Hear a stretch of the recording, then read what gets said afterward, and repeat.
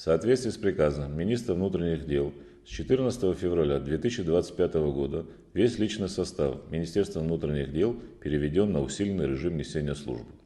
С 8:00 15 февраля, после проведения необходимых проверок, все избирательные участки, которых на территории Республики Абхазия 152, взяты под охрану сотрудниками милиции до окончания голосования. Также будет обеспечено сопровождение членов избирательной комиссии с выборной документацией в ЦИК Республики Абхазия. Всего в охране общественного порядка на избирательных участках задействовано более 900 сотрудников милиции.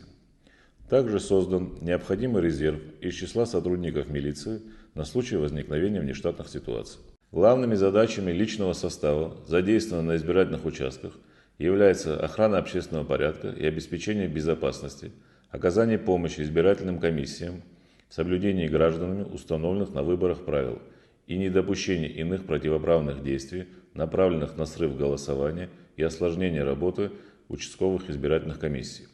На данное время каких-либо обращений, заявлений со стороны граждан или руководителей избирательных комиссий об имеющихся нарушениях в МВД не поступало. Процесс голосования проходит в штатном режиме.